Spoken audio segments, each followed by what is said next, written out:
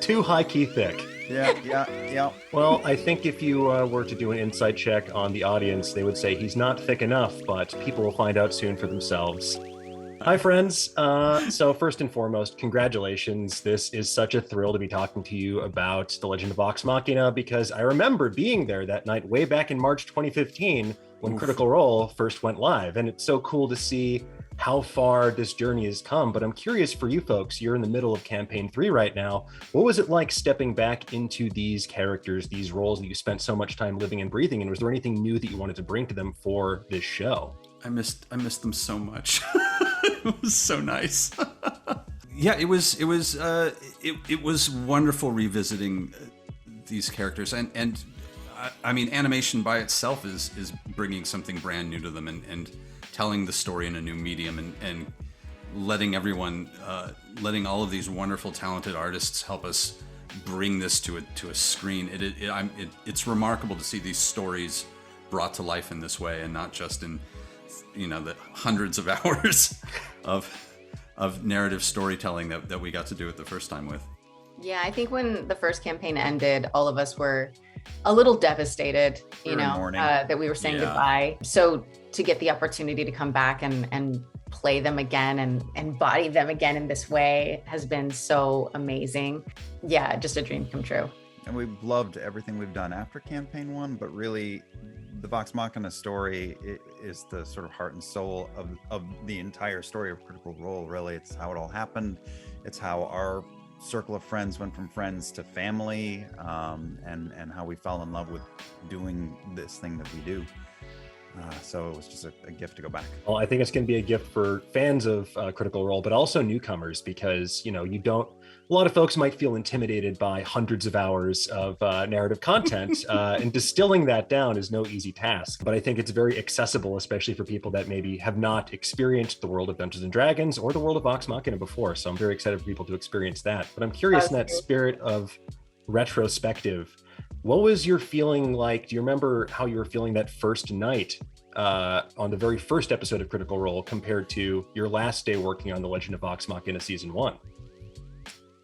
Oh, wow. Just a light softball question for you. Wow. I mean, I'll feel like the animated series is done when it airs. It doesn't feel done yet. No. I feel like a little shift in that question. I feel like we felt very, very similar the very first time we played on screen to like the first time we got in the booth on the animated series, because the nerves were just, and excitement were overwhelming, and just having no idea what the reception was going to be, how it was going to come together in the way that it was. There's just like so many mixed emotions happening in those rooms. We also, at the very beginning, I think in the back of our heads or out loud to each other, we're saying, this is not going to work. No one's going to watch this. And finishing up a season of this series, we look back and go, well, we were wrong. Very, very wrong. Sometimes it's good to be wrong, because then you come out learning something else. I'm curious, though, with that, what is the weirdest note that you gave about your character or the show, or the weirdest note that you received while making this? I'm always curious with how that changes over the course of time.